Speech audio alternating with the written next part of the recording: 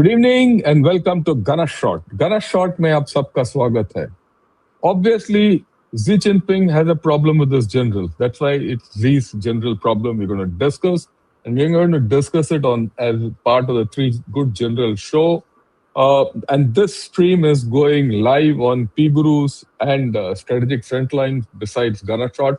All of you, welcome to the show. And let me get the other two good generals, General Rajiv Narayanan and General Dushyant Singh. At the outset, a very good evening. And it's a tectonic shift which is happening, with Xi Jinping and Liu Zhenli being put in the can. So, initial one-liners and then we'll let go.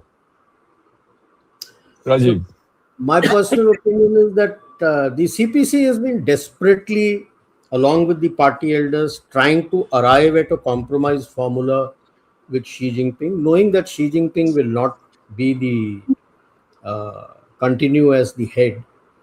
And the main stumbling block they found finally is Chang Yuxia. And it was time that he had to go, because I feel that they felt that if he continues that way, CPC themselves might lose power, because the people have become very restive now. So one of the other had to go. There were talks that he had tried to remove, Chang Yuxia had tried to remove Xi Jinping. It failed, that somebody leaked it out. But it's not just him. When Hu Jintao was supporting him, he removed all his Xi Jinping supporters, that is the Fujian clique, the Zhejiang clique and the Shanxi clique from where he comes, they were all removed. Now in a similar manner, in one stroke, his entire supporters have been removed. Interesting days, let us see what happens. This doesn't mean that they have an easy solution. No, that's out of question. The reason that we'll discuss going, they have a big problem now in PLA and all this attacking left, right, center, both. Even in CCP, we'll talk of it. Yeah, Dushyant, the opening thing, and then we'll get going with your assessments. So before I give my serious comment, I was suddenly seeing the title of today's flyer. It says, Generals' Problems by Three Good Generals. So whether the three good generals are creating the problems for Xi Jinping, I don't know. But on a serious note, sir, I think what is happening is that there seems to be kind of an effort on to find a successor a successor who is acceptable to the CCP as well as the PLA overall. Who can take the Chinese so-called stumbling economy and so many other problems which the Chinese are facing forward, retaining the China's ascendancy into the global scenario. So that being the main case, because there have been not only rumors, there have been kind of confirmed reports that Xi Jinping went through a major medical problem.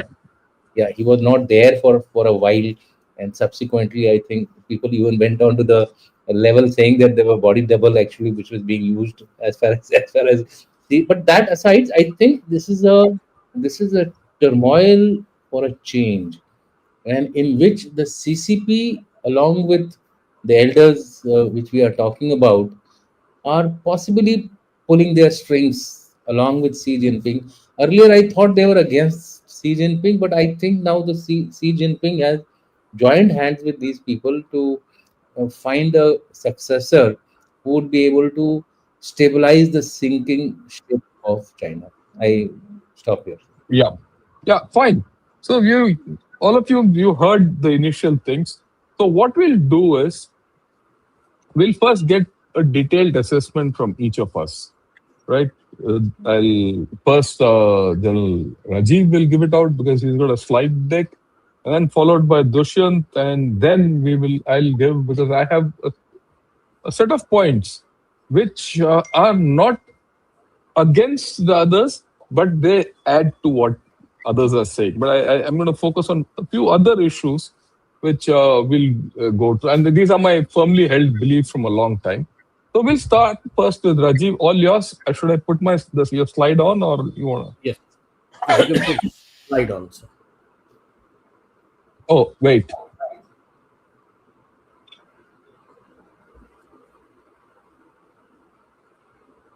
Yes, sir. I call it the PRC's entropical challenges, and it's worsening. And if you if you've read about the dragons, there is always an alpha dragon who's the boss of everybody. And the Communist Party runs exactly like that, that there is one alpha dragon. And so the struggle is there for the alpha dragon space, and it is deepening. What has happened? I'll go through just this. When I said declining Xi Jinping means health wise, his health is not good. Or just before this whole coup and other things, counter coup was taking place, there were reports that again he had to go to the hospital. He was not too well. And essentially bringing out that now he's supporting Ding Xuejiang, who was his vice premier. He's there in the Politburo Standing Committee. Why were separated Kai Chi and Li Qiang? Post July last year, they seem to have pulled back a little from supporting Xi Jinping. Zhen Qingong is the chief of staff of Jiang. Sorry, my apologies for the spelling. Jiang Zemin.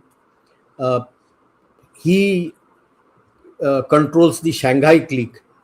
And while Chang Yuzhe and Liu Zhenli have gone, what has happened to Liu Yuan? July, August, Liu Yuan was aligned with Chang Yuzhe. Now, post September, he has stepped back. There is a collapse of CMC, and we'll just have a look at these. Now, what are the contenders? These were the four sets of contenders who have emerged, out of which Chang Yuzhe and Liu Zhenli have been removed. So that leaves you Wang Yang and Hun Chunhua, who are supported by Hu Jintao and Wen Jiabao. You have Xi Jinping wants to continue, and he wants to have Ding Xuejiang as his premier. And you have noticed, like when our PM also had gone for SCO, the meeting with Xi Jinping was short, but Tai Chi came with a message from the CPC, and he had a long meeting. And even when the July meeting was taking place, the fourth plenum, when he fell ill, the complete session was run by Tai Chi. So Tai Chi and Li Qiang are also there. Who are his supporters? Is the Chiang Zemin faction? Because Zhen Qingong is there. Who's supporting whom? Now, this is where now the tussle is going to be here. Or is there going to be a compromise candidate who will come out of the cold like Xi Jinping was? Bojilai was supposed to be initially, he started his own clique, he was sidelined. Li Keqiang was being promoted, and Xi Jinping came out of the blue, and he was supported by Jiang Zemin, and he became the compromise candidate. So will there be a compromise candidate? And that is the biggest issue today within the CPC, that who's going to come out of these? Then let's look at the cracks in the Politburo Standing Committee. Where is Zhao Leji, Wang Huning and Li Ji? They are out. You don't hear about them anywhere. It is essentially, you find Xi Jinping is now taking the number 6th person, Ding Xuejiang, who's been with him. And you have Kai Chi and Li Qiang, who have pulled themselves back a little so that the fallout might be. Kai Chi has a survival because Li Qiang's wife has named Xi Jinping and Tai Chi as responsible for the murder of her husband. So he doesn't want to, maybe he doesn't want to get caught and throw Xi Jinping under the bus. What is going to happen, we really don't know. The biggest problem is the CMC. Only Jiang Shengmin is the last man standing. He is no operations general. He's been a political commissar all through. He was last political commissar in the rocket force. And now he heads that anti-corruption thing in CMC. Discipline and inspection. And only last October, in lieu of He Weidong, he was promoted as the vice chairman. Nobody left. And there are 17 more generals who have been purged out of the balance close to 4,000 who have been removed, 17 more generals. How are they going to fight? Who's planning? Who's working? The person whom they have removed, Liu Zhenli, he's the head of the Joint Staff Department. You can say he's the CGS. There's nobody.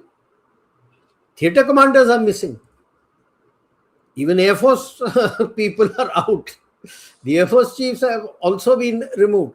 So how are you going to fight? It is nice for South China Morning Post or Global Times and the Americans to say, ho, ho, ho, he's attacking Taiwan 26, he's attacking Taiwan 20.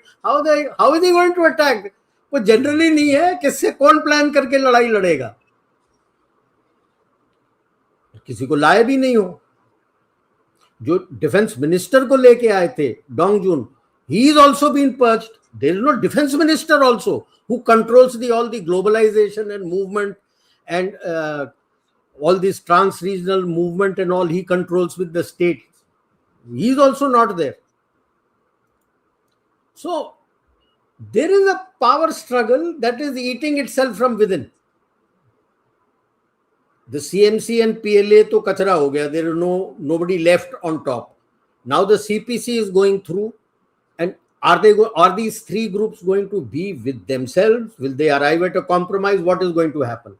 Why did Zhang Yuzhia have to go? Because he was adamant that I will be the chairman of the CMC, whoever comes. Whereas the party constitution says that the chairman of the party is the chairman of the CMC. So I think the others got together and gave the green light for others. Like earlier also we have spoken, just because Zhang Yuzhia had started taking control doesn't mean that he has full control of the PLA. There are factions within the PLA like there are factions within the CPC. So the other factions have been spoken to, and 100% the combined arms brigade of the 81st Army Group, which had come in for the defense of Zhongnan Hai, has shifted loyalty from Zhang Yuzhia to the CPC. And they have struck. Now, has Liu Yuan played it smart? Seeing the way Zhang Yuzhia was adamant that he has pulled himself back. Now, he is one man who has both political and military experience. Till the Tiananmen Square, he was all into politics in the provincial. He was part of the CPC, and provincially he was doing very well. The error he did was he sided with the students. And after all, he's the son of Liu Shaoqi. So his mother did the deal with Chiang Zemin, and he in 92 entered the PLA in the rank of a major general straight as a political commissar. And then, of course, 2015, he retired. Initially, he was with Xi Jinping and then he retired. So has he played it smart? Now what is happening is coming at a very, very inopportune time for PRC. Their economy is collapsing. There are geopolitical struggles going on everywhere, where he is feeling more and more isolated. Their military industrial complex is coming under lens, non-performing equipment. People are also not performing. And there is a very restive and angry populace. There are no answers. And this is the time when all this is going on. Can the CPC last? Will the PLA fragment like the CPC? What is going to happen? So the question today is not if, it is when the CPC and PLA collapse. Where is China going? Will you have autocracy or will you have democracy? If you're having anything when you collapse, every time the empires have collapsed, their old empires, the boundaries have shrunk. And then the new boundaries have come. Even till today, we really don't know who's going to come as the leader. So within which boundaries? And last, with General Shankar has also been talking a lot. Dreams die first. I'm referring to their China dream. Dreams die first. China dream, yeah. That's at stake, yeah. Now, way ahead for India. You have got to be careful that you don't soar your dream. Don't sour your dream. So you have to be prepared when they are falling. He is going to hit out at who? You. So you got to be prepared for emerging internal challenges that a declining dragon will throw at you. Could be along the LAC also. He will 100% join hands with the US, Pak, and I call East Pakistan 2.0 in this design. Would it be internal challenges only? Would there be something along LOC? So we need to work towards. It's nice to say we have an internal security grid. I think it's time to have it AI infused, so that you get near real time information every place. And plus modernization and capability development of the security forces, you cannot do away with. You have to contend with the internal and external multi-domain challenges. If you look only at economy, you miss the bus. This has also to go parallel. And signing trade deals is not enough. You've got to actualize those with EU, with others.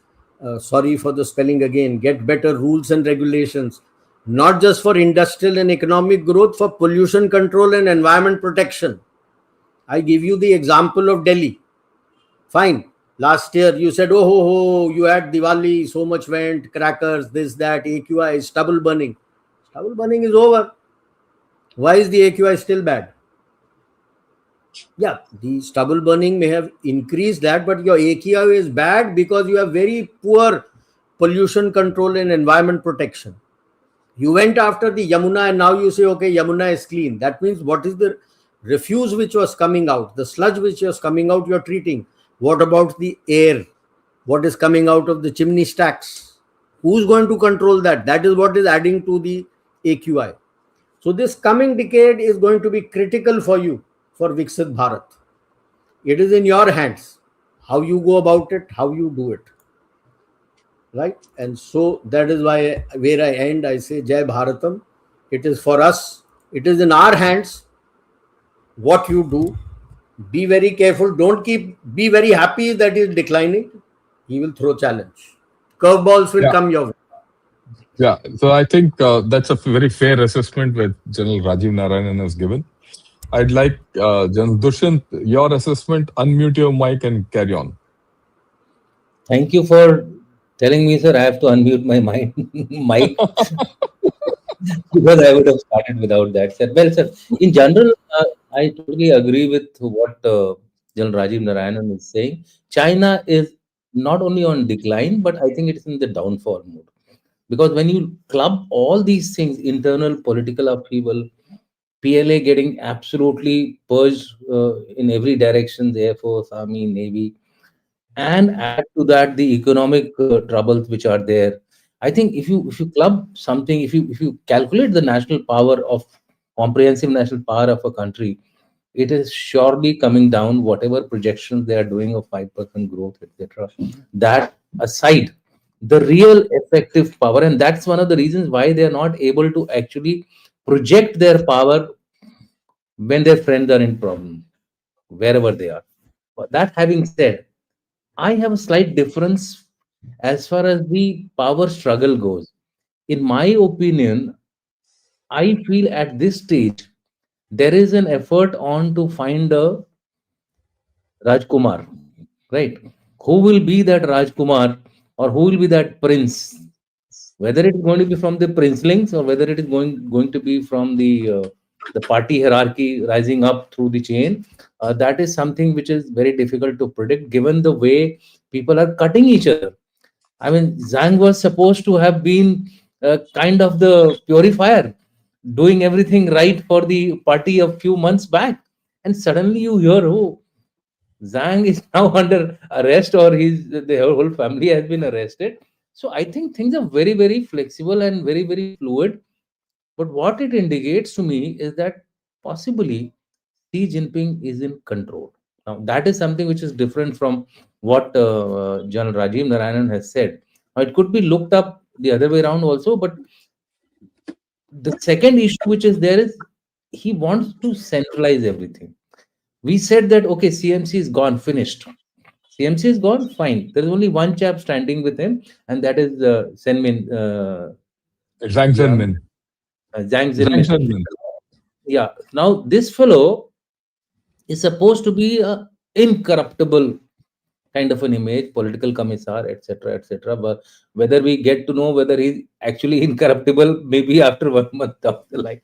But as of now, he enjoys an image of an incorruptible man. Maybe he is standing with the Xi Jinping in an effort to centralize everything. If there is no one in the CMC, there is no one to say no to what Xi Jinping is going to say as far as the PLA is concerned.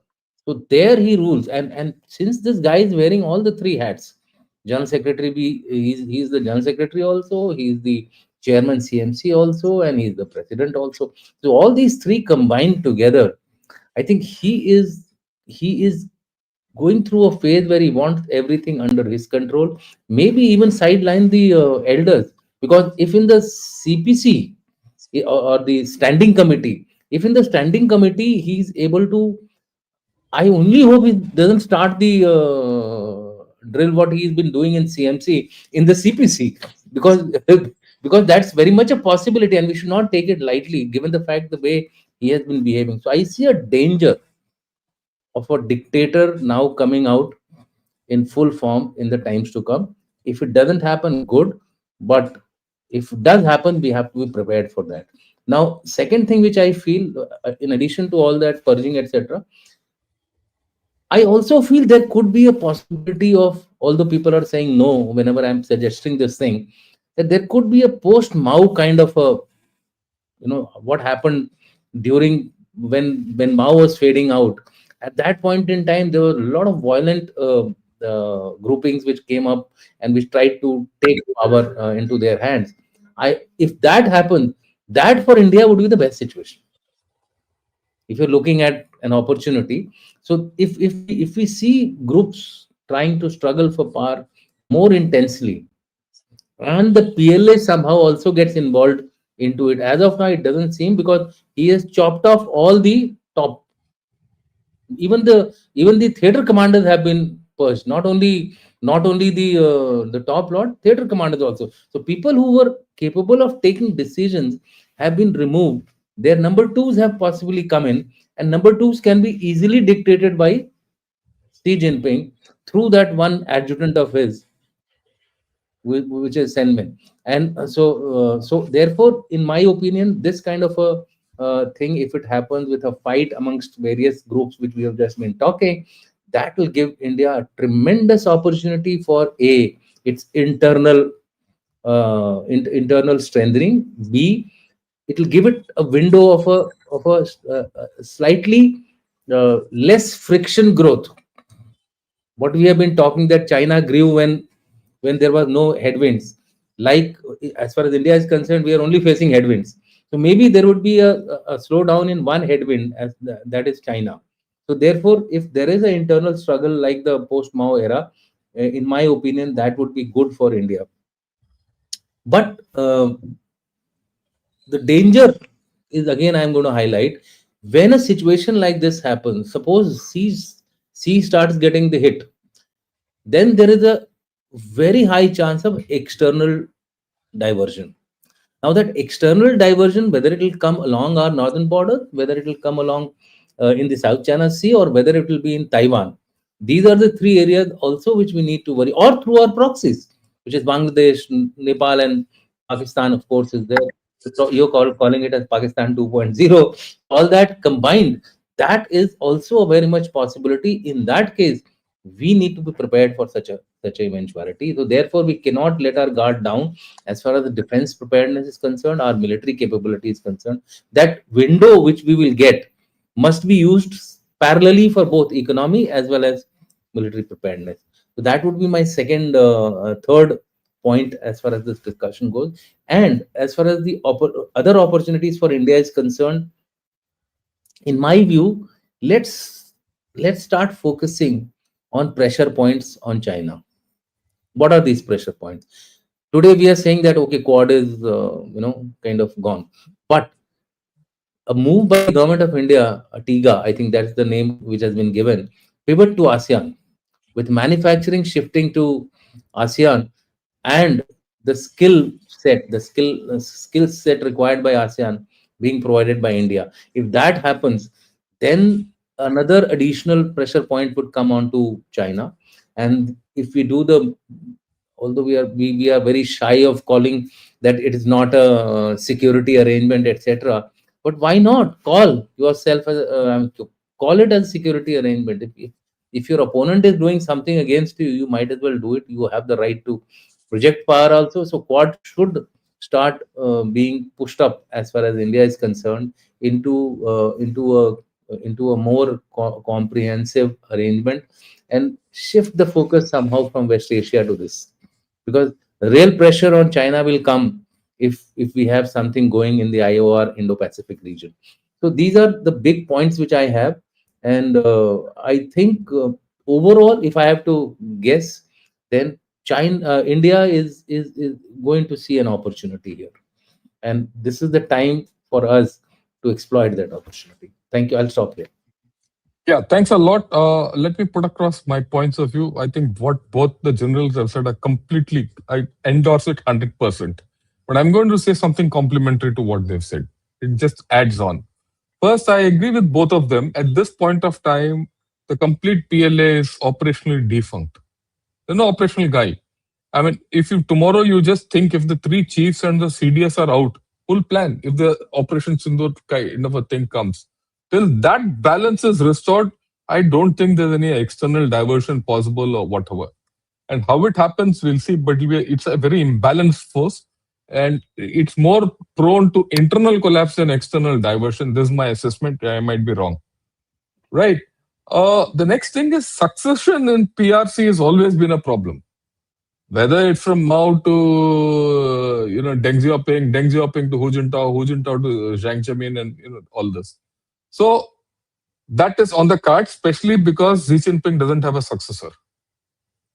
And the reason, every time in the CPC structure, the CCP structure, whenever they have nominated a successor, power starts gravitating towards him. When power starts gravitating towards him, the guy on the top kills the successor. This has happened. This has happened during Mao's time. It has happened with Deng Xiaoping. It has happened with Jiang Zemin.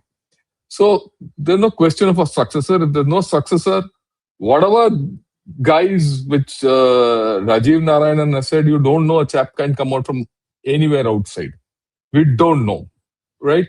We don't know really. Actually, this is the nature of the crab system in PRC. I go with what he says, but we don't know still. Okay.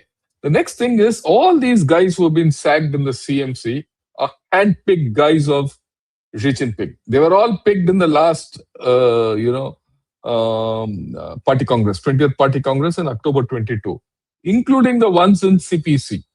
That is the Politburo Standing Committee, handpicked. These 13 chaps were handpicked. Out of that, complete CMC has been sacked. It tells you something. His lack of knowledge about the armed forces. And he's got a very sure footing politically. Right? So this is the thing which we have to understand and think that, look, China has not become weak. It's imbalanced. Imbalance is the way I'll put it. Okay. Now I'll go over a few issues which I had put across, which I thought I must think. 3 months back, Kexin, which is their economic daily, had come out with a list of guys with their photos, generals who were sacked. That's interesting. And add another 30 odd to them. And as of now, 18 full generals, 30 lieutenant generals, and more than 50, maybe it's about 60 major generals have been sacked in the past 10 years in Xi Jinping's routine. But more than half of them are in the last 3 years from October 22. Okay, this indicates the depth at which things are happening. It's all called corruption, but at the end of the day, it's not corruption. It is lack of trust between PLA and this thing. Now, this is the list of guys, defense ministers, CMC members, vice chairman, CMC, PLARF, all these guys have been sacked, if you see. And their current defense minister, Dong Yuan, he's not even part of the CMC. He's been the minister for the past 1 year. So there's some fundamental flaw in this whole story. Okay. And this is something which Rajiv and I had spoken of once, 2 years back. He called all the commanders in the PLA to a place, which he called them once when he started his thing and told them, look, there's going to be a civil war. You need political loyalty, yay, wo. And he took a photograph at that point of time. That was the time this chap, Dong, defense minister, was missing. Now, and everyone on the right and left of Xi Jinping have been sacked in this. Okay, so there is this problem between the PLA and the CPC and Xi Jinping is not new. It's building up. I mean, today it's the height. Okay, let me get to the next one. Look, we have to understand something about the political setup and everything. The relationship between PLA and CCP is umbilical. Please understand this. That's why I put the points. Now, the PRC is based on a CCP constitution. It's not like the Constitution of India or of Republic of India or America or the Magna Carta. It is a CCP constitution and PLA is its protector. It's a fragile system, unlike a democracy. Even a monarchy is better. At least in a monarchy, I know my son will become, if I'm the monarch, my son will become the next guy. There's a line of succession, not here. Constitutionally, everything is by the thing. So tomorrow, if the CCP breaks, there's no constitution for China. Please understand this, the depth of chaos which is going to happen. And this can happen. The PLA is the gun to control the party, interestingly. Right? It is also the one to protect the party from the people. This is the funny thing about the PLA. Mao did it. Mao controlled the gun by purging the gun. Mao controlled the party by, using the PLA to purge. The same thing Deng Xiaoping also did. So there is this funny relationship. And today you are seeing the purge of the PLA. And it has never been, and that limits China. Okay. There's only one precedent to what has happened today. That was with Lin Biao, 1971. Lin Biao was almost the successor to Mao. He also attempted to take over and kill Mao. It was found out, and he took a plane and went off in Mongolia somewhere. His plane crashed, and end of story. 71. This was towards towards Mao's later days in life. And Lin Biao was the CMC member. He was the chairman or vice chairman. Mao was the chairman, right? Same thing's happening now. Okay, right. Xi's consolidation, like what General Dushyant said, is complete. He's in complete control. Who will succeed in later day? But at this point of time, he's in control, no successor. And a power struggle is coming. In fact, it has already started. And power struggles in China span 5 to 10 years. Okay. Also remember, this incident has happened when US military is on a rampage. Okay. And PLA is incapable of defending its interests, or it remains transfixed. You've seen what's happened. When Midnight Hammer took place in Iran, PLA could do nothing. Right now, also, what is USA doing all over? Venezuela, Iran, Greenland, Yeland, Woland, and PLA seems to be doing nothing. So you see the problem in which PLA is. It's nice to say they'll go attack Taiwan, they'll come to Himalayas, but I don't think they have the capability to do so. Right? And we need to be clear about it. Anything can happen. They can always externalize, and all that. We should be prepared for it. That's a given. But a good assessment will tell you that there is a huge vulnerability today in China. I'm more interested in the vulnerability because this vulnerability opens up opportunities. Right? We have to think proactively and this. Look, it's my firm belief, and I'm right here. Okay. And that's there in their books. The real strength or weakness of China lies in its politics. If you want to understand China, look at its politics, not manufacturing, not AI, high-tech, export, all this is nonsense. And today, its politics is in a big problem, as Rajiv explained. I mean, just think the two major organs of the Communist Party and the rule CMC is finished. There's only one guy left standing, and he's the Xi Jinping's Pisu, and the other one is completely with him. And the politics of this is off completely. So China is at its weakest ever since I've known it. I mean, I've started studying it. The next thing, it's going to compound this whole story going forward. Look, the thing which has happened, but how do you see it further? Which both the generals have said, its population is declining. This decline is a combination of aging, lack of workforce, and no births. And this is declining at the fastest rate in human history. It's a collapse which we cannot imagine. And this is irreversible. And I always keep making this point. Nations are made of people, not buildings, not lights. And because people play politics, robots don't play politics. Rule is all about people. That's why they call it the People's Republic of China.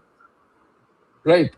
The next thing we have to understand is societal problems have forced China to be a one-pony trick, export-oriented economy. If tomorrow this export stop, China will collapse. And it has got a large footprint which it cannot guard. And with this kind of a command setup and operational defensiveness, it cannot do anything. These are facts. Okay. This is I would say a fair assessment of this whole story. There's a big problem of loyalty within the PLA and CCP and the CCP. Right. We also know the PLA is poorly equipped and training is bad, which has been touched upon. Economy in decline. And very interestingly, the traditional economy, which is in decline, it outweighs by weight the new tech. People talk of exports, EV, solar and all. The last thing I did mention, that the property and the infrastructure, that traditional economy still outweighs, and that is hemorrhaging. And of course, consumption is just not there because of the decline of all things. I'm not going into this. This is a very interesting graph I got. This is the growth pattern under Mao Zedong, Deng Xiaoping, Jiang Zemin, and Hu Jintao and Xi Jinping. If you see, barring the Cultural Revolution in the 60s when its growth was around 2%, in all other times, growth under Xi Jinping has been the worst. This has been the time when Xi Jinping, China has been rising. We say China rising, it grew, yay, whoa. For the past 10 years, it's not grown the way it is. It's just grown on what it had done earlier. As a result, the social contract between the people and the party is fraying, right? And this is what even Rajiv Narayanan had said, that people are restive at the bottom. Already, the Xi Jinping has changed this contract. It is no more that, I'll give you prosperity and you give me your, freedoms. It's not that. The story today is I'll give you security and you give me your freedoms. Prosperity is out of the window. Now, how long will it last? Because the lifestyle of the normal Chinese is going from bad to worse. Okay. And there's no doubt in my mind that China is at a place. In fact, General Rajiv Narayanan and I did 2 years back, slow collapse of China. Right? Slow collapse of China. And that slow collapse of China is manifesting itself today. Okay? So I don't see a reversal from this. Politics is going to take it further down because the real story of Chinese thing is politics. And what has happened in this fellow's sacking is only an indicator. It's only an indicator. This is not the finish point or the start point. Okay? It's only an indicator of what things are happening. Because whatever is happening today was foretold 2 months back in some other form. Things are happening. With each guy who's been going away from the CPC, we are able to predict the next guy. Who are the next guy who's going to come into the CMC? Will he come? Because in the past 5 years, not a single guy has been nominated into the Central Military Commission. If that doesn't happen, where is the PLA going? So what about its modernization timelines and all that we glibly keep talking? Okay, you combine that with an economy which is hemorrhaging. You combine with Mr. Trump for the next 3 years. Trump will do what he has to do. Whether he wins the midterms or not, he's going to be aggressive. Okay, a lot of people have put money into Greenland. He will go into Greenland. He's already amassed 2 aircraft carrier groups around Iran. Something will happen there. If Iran goes, the global footprint of China goes even worse. In which case, what does China do? Okay, so there are issues in this whole story, and I completely agree with both the generals when they say, look, we have to take care. An interesting point which I think Rajiv said, and I did a program on that today morning. Our problem is not going to come from China directly. Our problem is going to come from Bangladesh and Pakistan, indirect. And that is going to come at the already USA is at it. Let's be clear. Whatever is happening in Pakistan against India, whatever is happening in Bangladesh against India is to USA. China is just waiting in the wings because Pakistan will enable China to come in any case. So that is our danger. And we need to look from my side internally, of course. You look at these 2 wings of ours. You do something to them, the effect will be felt elsewhere. Right? I thought I'd put all these issues across. I'd hand you back to General Rajiv. Your thoughts now after all this. Where do you think this whole story is going to go in China in your foreseeable future? How do you think this story is going to evolve? Because that, to me, is the critical thing in this whole story. Yeah. So, Rajiv. Firstly, I entirely agree with you. What you are seeing are the symptoms. The cause runs much deeper. What is happening are the symptoms. The cause runs much deeper. And the main thing is still today, like when we look at the history of China, where the disruptions take place, when one dynasty goes and the new dynasty comes, somebody has to throw the hat in the ring. Today we talk of power struggle within PLA, within CPC. Nobody has thrown the hat in the ring. Now that is even more damaging to China. One way or the other is my reading. If Xi Jinping throws his hats in the ring and says, I am in control, I am the boss, fine. At least there will be somebody whom the people can go back to and say, I have this problem, now sort it out for me. Today, when you're fighting yourself, amongst yourself, with nobody in sight that who will take this country forward, at a time when we have touched on all the internal problems that they have, it is only going to worsen the problem. It is like you have a cancer and you don't go for chemotherapy and radiotherapy. It's only going to eat you up from inside. And that is the problem I find China is facing today. And let us be clear, their MSS have footprints in all these places, and the MSS is not going to keep quiet. While they are fighting, they also know that they have to keep outsiders at bay. They have not forgotten their 100 years humiliation. So that is why I had said the internal security challenges are going to be maximum. So I'll stop here. I'll hand it. Yeah. Dushyant, your view. You have to unmute, please. You have to unmute. But as far as I feel, I think this is clearing the road with a bulldozer for 2027 Congress. That's point number 1, as far as prognosis goes.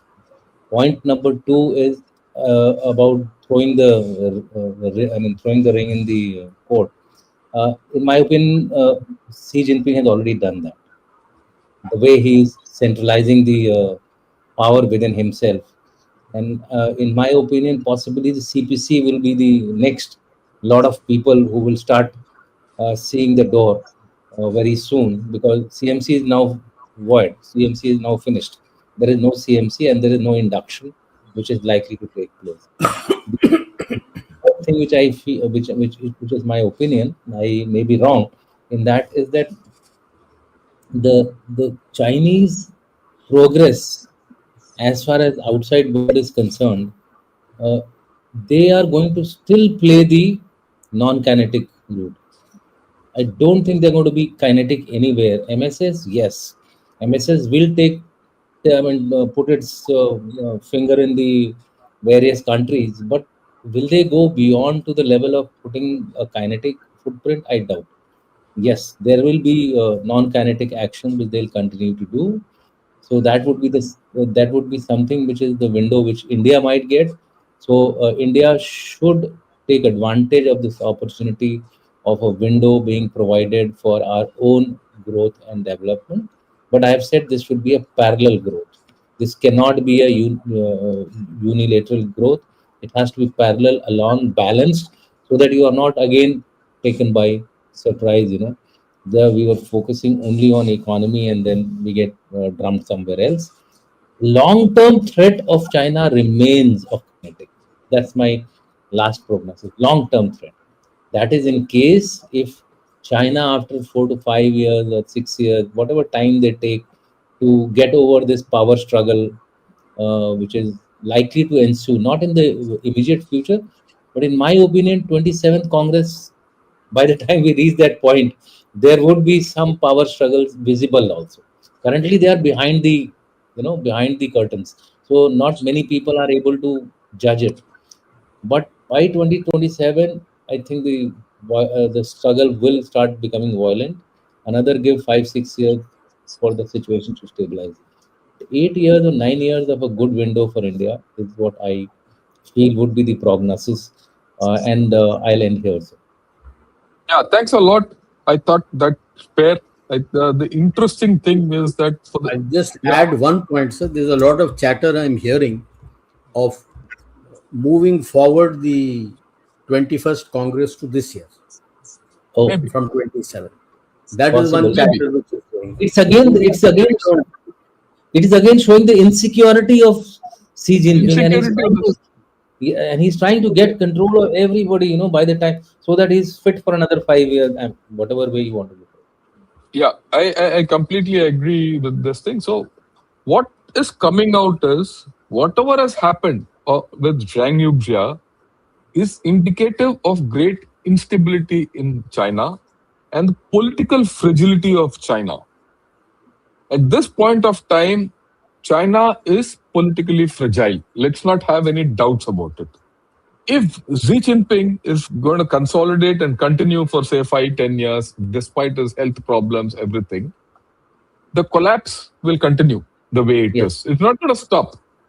yes, It's not going to stop because you've seen the performance of the, ever since Mao Zedong to now, where China is, and China is going to do even worse as you go ahead because their societal problems are going to compound. Okay. But if in this process Xi Jinping one day goes, for whatever reason, out of he just drops dead or he's eased out or everything, you might find China going into a chaos. Right. And that chaos is something which you have to, it's an opportunity and a threat for us when that happens. And this is historic. You look at the time of Jiang Zemin, no, not Jiang Zemin. You look at the time when Mao died one fine day, and the Gang of Four coming. It took 4 to 5 years for this transition to happen. that And Deng Xiaoping ordered a transition from himself to Jiang Zemin and Jiang Zemin to Hu Jintao through some rules and regulations, which Xi Jinping has broken completely. So you're back to that Mao time. So expect this problem happening. And that can start anytime without a warning. The second thing, which we have not spoken, is Tibet. Dalai Lama. I don't know when His Holiness will go, but I wish he doesn't go. But eventually he has to one day. When that happens, and if this coincides with that, it opens up a box, which I don't know if to call it a Pandora's box or a box of opportunity. I don't know. Because it depends on how India reacts. Okay. Of course, I will reiterate, I think we need to continue to grow the way we are. We can't control what's happening in China, right? We can handle China, but we can't control it. Similarly, we can't control what's happening in USA because he's on a high. Okay. But what we can control is what's happening in our neighborhood, Pakistan and Bangladesh. For example, there is news today of some soft coup happening and things like that.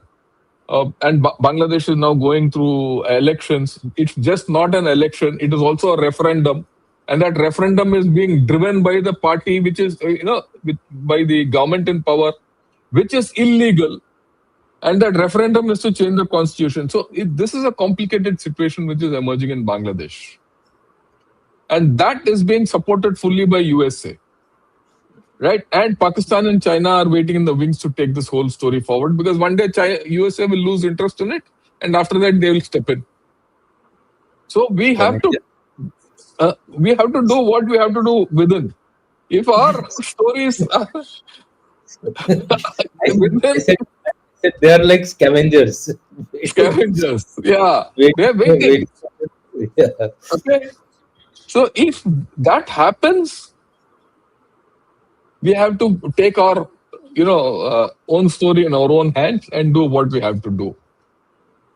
And of course, one thing, whatever happens, it doesn't happen. We are looking at a period from henceforth where, irrespective of what happens in China, irrespective of what happens in USA, you need to forge your path ahead. And for that, the government is doing the right thing. EU is going to come and sign an FTA. You signed an FTA with UK. You signed an FTA with Australia, New Zealand, UAE, right? All that. So I think we are on the right thing. And like what someone had said earlier also, we need to actualize these FTAs. It's not just that, sign a FTA and uske baad baithe raho. You need to do internal reforms. And the issue of pollution with General Rajiv Narayanan said, very important. Growth with pollution is not worth it. You might as well clean yourself and not have any growth. Right? That's a healthy growth. That's a healthy stasis, if I might say. So all these issues are there, right? I think we've had a very productive discussion and where this whole thing is to go forward. If you're okay, I'll take a few questions. Sure. Rajiv, anything else? And yeah, No, nothing, sir. Yeah. I'll take a few questions which are very interesting and not all. Okay. Yeah, this is a very thing, sir. You highlighted about the slow collapse of China. But isn't it the same we have been expecting from our Western neighbor since 1947, leaving 1971 slice? It is still functioning on a ventilator since then. Your views on this, Rajiv? There is somebody who's giving him the ventilator, no? And Ah, especially they got into the ventilator from the 90s onwards. The turning point was that Ziaul Haq, who shifted into radicalization as the policy. Before that, by the way, in most of the metrics, they were doing better than us. They were better than us. The collapse has started from then. And because they have used, so US and others have been giving it the ventilator to let it hang. And of course, the Arab countries once in a while give them something to be able to survive. That's the ventilator they have. Is anybody? So that's the whole issue. Will somebody give a ventilator to China? I don't think China will go down that badly. Whenever somebody else comes, let us see what tack they take. I think that's a very important thing which General Rajiv Narayanan said. China will not go down that badly. It's not going to collapse and run away. It's still 1 million people. Okay. So it's still got an economy going. It's still got some strength going. So it will continue. So let's not think that China will just vanish away from the blue. Same thing with Pakistan. Pakistan has got 250 million people. Where will they go? They'll only be there. Same thing with Bangladesh. 150 million people. Where will they go? आकार बदल जाएगा, इनका रहने सहने का तौर तरीके बदल जाएंगे, but these problems will continue in some other form. There's no solution to it. Yeah, they're being kept on the ventilator to create problems for us. Let's be very clear. Let's very clear. Yeah, have people of China become immune to economic, political, and military upheavals and carrying on with life, combating inflation, etc. Dushi. I don't think so. You're not getting the news out from China. That's the one of the biggest problems. If you interact with, let's say, people from Taiwan, they will tell you exactly, because they go across quite often. They have relatives, etc., on the Chinese coast, in China as well. So when we interact with them, the people are very, very dissatisfied, especially if you see the countryside. The living conditions, etc., on the countryside of China is very, really very bad. Whether they have accepted it or not, that's, the Tiananmen Square image still looms very, very large, especially because people have not as yet died of that era. So that caution has always been there. Maybe another year, few years down the line, these restive upheavals will become a little more pronounced, a little more. And the second thing is that the footprint of the deep state, of the great country, are not very effective there. So then that will take some time to actually materialize what you are expecting. So China will remain. China is not blessed with good geography, but it is blessed with a good civilizational people. So therefore, it is going to survive, like what John Shankar and John Rajiv Narayanan have said. It has tremendous strength inside it. So don't take it lightly. Yes, things are going bad. So everyone faces headwinds. Yeah, they are also facing the headwinds. I'll Yeah. stop here. Yeah, thanks a lot, Karandeep, for joining in as a YouTube member. I'd like to thank Optimism Beats Pessimism for your contribution, but you've given a lot of things, believe it or not, world teacher, physical body, huge cover up, UFOs too, all that. You're not right, but what's your fundamental message we have not been able to get, but thank you all the same. Should we hire some unknown men in Africa and Central Asia, Tajikistan, Kyrgyzstan, to destroy China's projects and investment?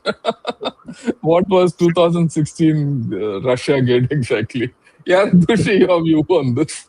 He has assumed that unknown men are from India. And, I'll leave it at that. I'll leave it at that. I'll leave it yeah, at that. I don't think that's the way to go forward on all these things, right? Okay. Uh, do you think Iran is capable of making dirty bombs, American assets moving towards Iran targets, expanding? Possible. Will Iran use nukes? Yeah, Rajiv, your views? They have dirty bomb. They can easily make. See, it's a. I would say people really don't know. What we know of, what information came out, whether it's true or not, we don't know. But sizable amount, people have said 450 tons of enriched uranium. They had moved it out before the midnight strikes. Yes. Now, how much of it they had done? The recorded version official says 70%.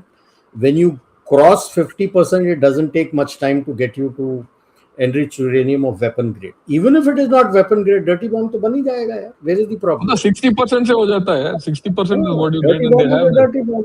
That is why we call it the nuclear, biological, chemical, and radiation threat. That radiation CBRN. threat is NBCR. The R is the dirty bomb. So you never know. Okay. So I visited Tiananmen Square often. It's still taboo to talk about it there. Thanks a lot for that information. Dushi, how big a threat is the current situation in Bangladesh to India? In my opinion, Bangladesh is now going to be the next proxy which we have to deal with. So we have to be prepared for a proxy war being played via Pakistan and China combined, with the US, becoming the kind of a backdoor entity which will fuel this kind of a war, because so nobody wants India to be seen as progressing the way they are progressing. If you see the graph which was projected by IMF, the highest growth rate is of India. Next is China, which is suspect. Third is the world. That means the world's combined growth has gone behind India. So therefore, by logical conclusion, despite what Gita Gopinath said, by logical conclusion, we would be crossing and we would be actually galloping to catch up with China. So therefore, there are efforts on to pull India down. We should be serious about that. The last question I'll take is China foresees the future, and you people are mocking at them while you are not even self reliant on anything. Though his name is Karthik, obviously he's not an Indian. He's this thing. So Rajiv, I think you need to give him a repost back. Did China foresee this future of the power struggle within the PLA and CPC? Did they foresee their reality sector will collapse? The Chinese themselves are talking today. I was reading of a 52 trillion balance of payment where they're having a problem in reality sector. 52 trillion US dollars. That's not a joke. How many times more? Even if you give their stated as 18, it's almost 3 times their GDP. Handsome. Where you have. So what foreseeing of future are you talking? I doubt whether they see beyond their noses today because they have such a deep power struggle. But the person does not know whether he will be alive tomorrow or not. Yep. When you say purge, matlab they go, is gone. And after 3 years, you won't even know whether Changi Usha and all these generals are alive or not. Where are they? So when you're looking over your shoulder that next I'll be going along with my family, what do you think that they are looking at future? They are all going forward today looking at the rear view mirror. And you can't progress when you're looking at the rear view mirror. We have made and the rear view mirror maybe there. There is a beautiful comment to retort to the Karthik guy. It says he may be having a general of the day arrangement. you see, and it tells everything about Chinese forethought. This is the one, isn't it? G may have general of the day arrangement, a new general every day, so no general can establish and threaten Z and OTP verification. Z for all. People are becoming original and creative. Actually, he's right. But on a serious note, imagine all theater commanders wiped out, all the service chiefs wiped out. Their number twos are coming up. Obviously, that's a system in military. Number twos are coming up. No, number twos are also wiped out. No, I'm just saying the political commissars are going out. What I'm saying is that this, what you call chain of succession is just going up, making their preparedness for leadership. Because ultimately, battles are not decided by technology. Battles are not decided by your strength, calculated strength, or firepower index. Battles are decided by leaders. And if you start troubling your leaders, if you start not having faith in your leaders, your military is gone, my friend. It's gone out of the window. No country in the world generally sacks so many people the way they have sacked. The situation today would be, sir, that if you take our structure, that there is no CDS also, maybe one person in the CDS headquarters is surviving, and you take all the service chiefs and all your army commanders and Air Force commanders and naval commanders have all been sacked, along with their number two chiefs of staff. Now tell me who is going to fight whom? Just think about that. CDS is also not there. There is no Raksha Mantri also. AI and data fusion. There is no Raksha Mantri also. Nobody. Absolutely. A member of the parliament has been told that you will look after the defense and he's not been made a minister. Just imagine that situation. That is the situation today in China. Look, it's scary actually. In our system, if one general goes under an inquiry or it gets sacked, if he gets sacked, it's huge. If he goes under inquiry, it hits the front pages. Okay, and that becomes a scandal, whether it's for Air Force, Navy, or whoever. And that scandal lasts for 2 weeks in India. Okay, every guy will have an opinion on that. Here, it is one a month, one a day. General of the day is taken off. Okay, so it is. Okay, I'll finish off. I think we've had a terrific discussion. With this compliment, there's so much secrecy about Chinese affairs, it's difficult to understand. Turns out all you generals were correct in assessing China. And I must say that we've studied China. So you must understand, when people like us talk, it is not based on whims and fancies. It is based on study. And study about what China does from their point of view, not our point of view. We study China through Mandarin, even if you have to use Google Translate, right? So thanks a lot to everyone who's attended. Also, thanks a lot to Rajiv and Dushyant for putting things so succinctly today. And I thought it was a very crisp and a focused discussion. And till the next time, have a great day. Jai Hind to all of you and Namaskar. Thank you, Namaskar. sir. Thank you, sir. Thank you.